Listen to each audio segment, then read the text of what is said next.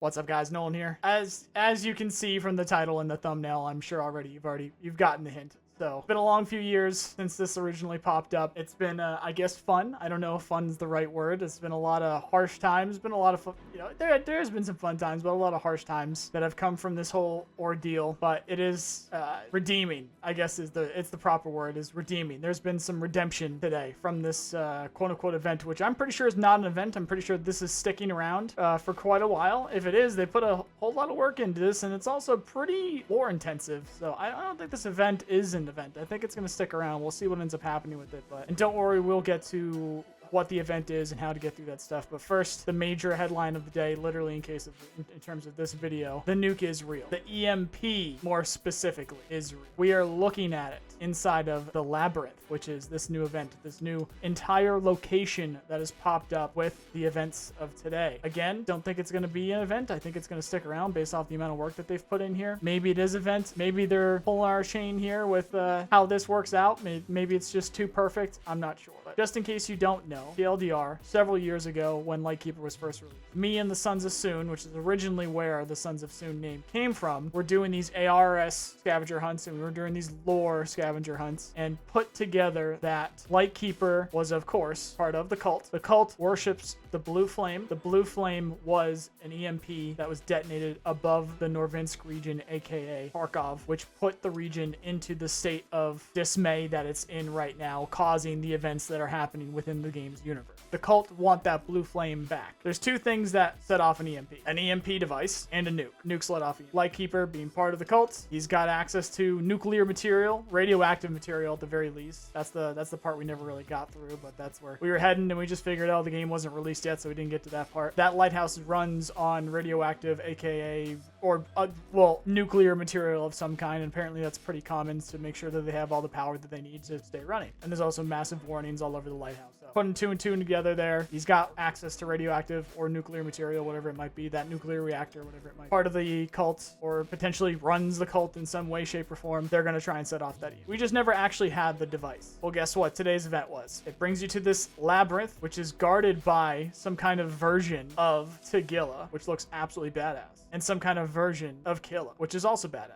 But in terms of looks, they only changed up Tagilla. Killa looks pretty much the same, using some different weapons, different ammo, stuff like that. But they're held up in the labyrinth, protecting what is absolutely just literally an EMP device. Now, whether they are working for Terror Group, whether they're working with the cult, whether this was Terror Group's device, whether this was a copy of the device that was set off above the Norvinsk region, or if it's a different thing, but it's real. The actual story of the nuke, aka the EMP, is real. So, bit of redemption here, finally.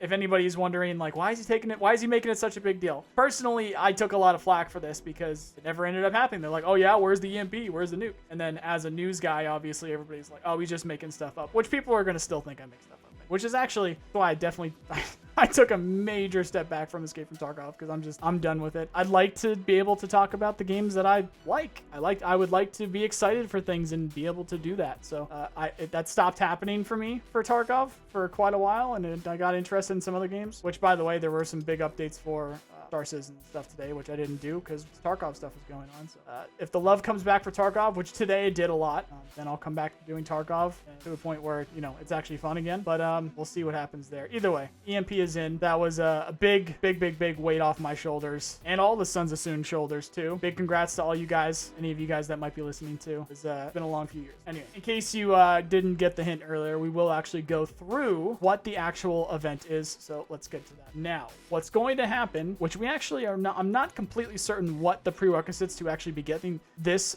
first task is, but the first task that you are going to be getting from Mechanic is, oh, sorry, correction. No, it is Mechanic. I just had the wrong bit of my script up there. I almost misread that. Almost made a boo-boo. Almost went clown guy on that one. You are going to get it from Mechanic. It's going to be Shady Contractor. That's where you're going to go over to Ground Zero, and that's where you're going to look for a specific car, which obviously I'll be showing that up on screen. You're going to get a folder off of the dashboard. It could also be in the trunk of the car. Those are just the spawns that we know about. It looks like it's also in the driver's seat. So while you guys are in game, while you guys are loading into the raid, check the wiki. I will link it below. It's possible that other spawns will pop up for every single task item that I am about to mention, especially the keys when it comes to that third task there, but we'll cross that bridge when we get to it. So again, this is a developing situation still. This is just what's been reported so far. If you guys are about to go do this for yourselves, then make sure that you go onto the wiki, make sure that you check to see that you can see as many of the spawns as possible. And if they're not in one of these locations, just give it a good look around of the general location, and it's possible that you'll find one of these items yourself. Speaking of doing it yourself, you can do it anywhere. So whether it's PvP or PvE, this event, these tasks are taking place and can be fully completed both PvP and PvE if you would like to do that. There's also portions that can be done, as well as the new access card that you're going to need to actually gain access to the Labyrinth can be done through Arena as well, which is really just the main thing here. You need to be able to get that key card to get into the Labyrinth, and then as well, of course, you need to find the key that unlocks the door ahead of it. But we'll get to that part when we get to it. So first things first there, we got Shady Contractor. Go find that folder from that car on Ground Zero. Then you're going to get Needle in a Haystack. That's also from Mechanic. You're going to need to go to, well, a bunch of places. So you're going to need to go to investigate the Terror Group HQ on Ground Zero, the Cart Track on Interchange, the Children's Playground on Interchange, the Children's Playground on Streets of Tarkov, the construction site on Shoreline, and the Children's Playground on Shoreline. So gonna have pics for all that stuff up there. That's pretty easy. That's pretty,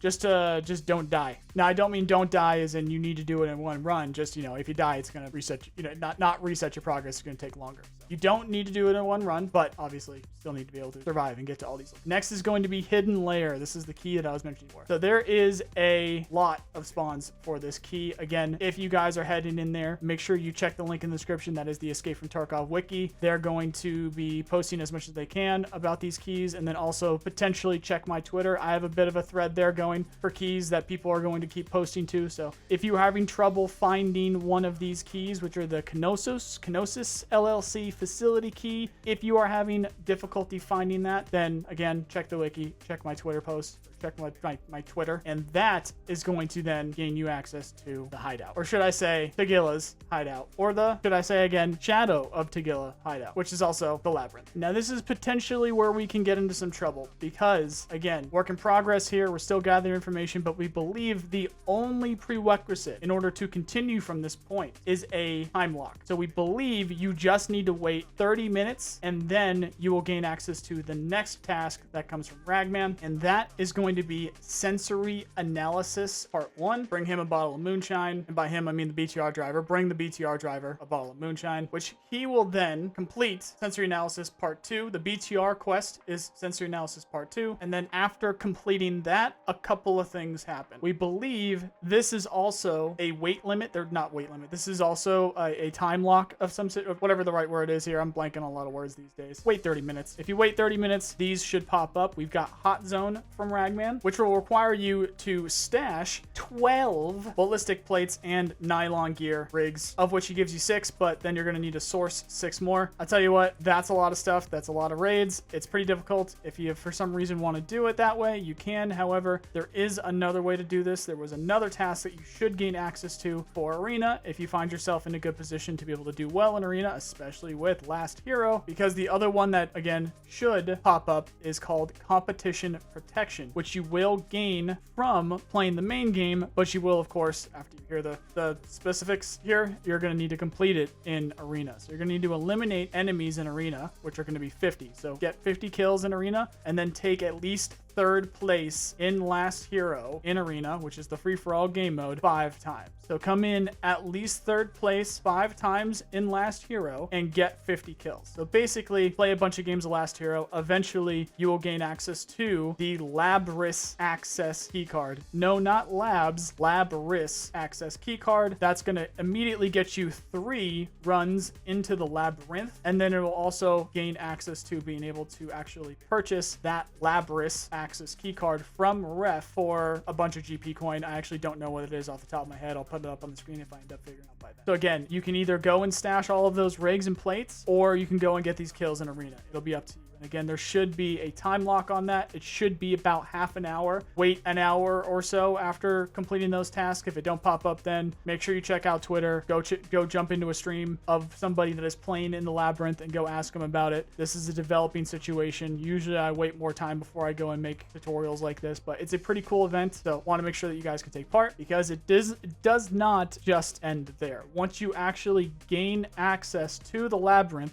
through that key card, you will then need to go back to Shoreline, unlock the door, which is in the basement next to the pool in West Wing. A lot of people are going to be camping here if you guys are playing PvE, but again, if you guys have access to high-level gear in PvE, go for it on PvE. You can do it in PvE. Anyway, in PvP, people are going to be camping down there, so be very careful. Perhaps you can get lucky and the door's already open in your raid as well. If you wait a bit longer, jump down there, use your key card. It will then transit you to the Labyrinth. Now, the Labyrinth is unlike anything that we've seen in Escape from Tarkov before. There are 5 spawns total that came from a developer, directly from a BSG developer. There are 5 spawns total within the Labyrinth. So if you go in solo, there is a potential for 4 other players in there with you, along with the new Tagilla and the new Killa and a bunch of, we're actually not even sure what these types of mobs are down there. There's some kind of mix between cultists and raiders. They have some pretty high level gear. Generally speaking, they work like raiders. They're not super crazy, and you're working in close quarters, so it's not like they're going to go too crazy. You'll hear them coming. Usually the biggest threat down there is Tagilla, because he's got that giant battle axe, what I would call a battle axe, but apparently he's a Labrys. I want to make sure you get that correct. So there's a specific name for that type of, again, what I would call a battle axe. Now, before you go and see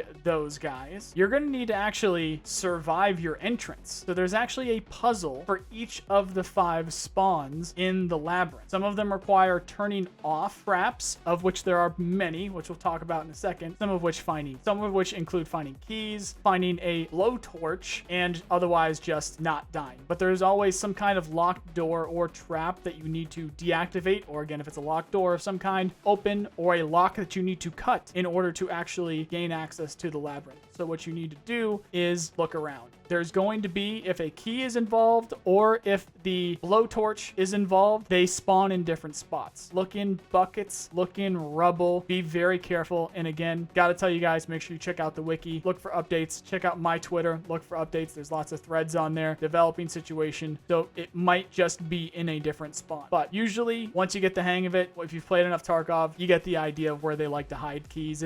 Check the desks, check the edge of things, check chairs, check buckets, check boxes, check the top of buckets, check the top of boxes. Jesse Gazam, I was watching him a minute ago. He actually found some in a bit of rubble. It was like a piece of rebar, and it was like sitting on the top of rebar. So just keep your eyes open, go slow, look in the obvious places, look in the less obvious places, and then look in the really weird places, and eventually you should find what you're looking for, whether it be a key or a blowtorch or something, some kind of panel or something to stop you from being able to proceed. If you see steam, do not walk through it. If you see green goo on the ground, do not walk through it. If you see a door that says breach, but it's grayed out, it requires a key. So look for the key. If you see a door that's grayed out and it has a lock on it, it requires a blowtorch. So look for a blowtorch. When you find it, it has one use. Walk up to it. It'll say apply or use or something. I actually forget what the exact word is. It will then cut that lock off, and then the door will become open. If you go through that, it's possible that there's mobs on the other side. Depends on what spawn you're at. But what's also possible is you're not done yet. You're not even out of your spawn yet, and then you need to go around and you look for a panel in order to turn off the trap that was stopping you from going forward. That's also something that happens in a couple of the spawns. So once you pull that lever, or once you turn that gas off and you proceed, you may again need to find another key, or you may again need to find another blowtorch in order to continue. Once you get towards the center, you'll start to understand it. There will be definitely some tripwires around. There will be spikes in the ground. There are shotgun traps in some of these, so you make sure to look up. Make sure you pay attention when you're moving around. Don't just go through doors. Look up. There's shotgun traps that will kill you. There's green goo on the ground that'll kill you. There's spikes on the ground that won't kill you immediately, but they will poison you, so make sure you bring some poison deterrents with you when you go into these raids. And then obviously, you've got the other players, of which there's up to 4, depending on how many friendlies that you bring in with you. And then you have Killa and Tagilla. Inside there, you'll find lots of, again, traps, but also lots of loot. Specifically, there is the corpse room, which is now the best marked room in the game. Tons of cases, tons of expensive loot in there. Make sure you bring a big backpack and if you kill Tagilla or Killa, look for the corpse key specifically. I believe there's also some static spawns for it. That's going to be around. Check that out. Go find that room. Do a little bit of navigating. Do a little bit of searching for yourself. I don't want to give you guys all of the answers immediately. Go enjoy the event. You can do this offline. Again, you can do this PvE. Go do the searching for yourself. It's very rare, especially these days, that we get new stuff like this in this game. So go enjoy it. And if you're not somebody that wants to do that, give it another day. The wiki will have pretty much all of your answers. In fact, by the time this video is live, it'll probably have all the answers. In the middle of that map, in the middle of the labyrinth, which eventually you will get to, you'll find the nuke room, which I will show footage of because we talked about it at the beginning. So lots of really cool loot down there, lots of enemies, and just generally speaking, a cool thing that they ended up doing for sure. And once you're done, there are a couple of different exits, one of which is apparently a grated door near a staircase that is the quote-unquote the way up extract. If I find it, I will put it up on the screen right here so you can at least see what it looks like. But again, we don't have a map of this place yet. You're gonna need to do some looking. The other one that was a bit easier to find because it was relatively close to that middle room with the nuke was the Aberrus or something, Aberrus's path, which is again a grated door with a walkway up. You need to be very careful, especially if you are bringing friends with you, or if you're alone, you can only use that key once. So it will use that key. Make sure you don't mess around at the extract so it doesn't leave you there, or you're gonna need to go find another one or something. Make sure that you use that exit and don't expect that key to be there. It's a one-time use. It will take the key away after you leave that.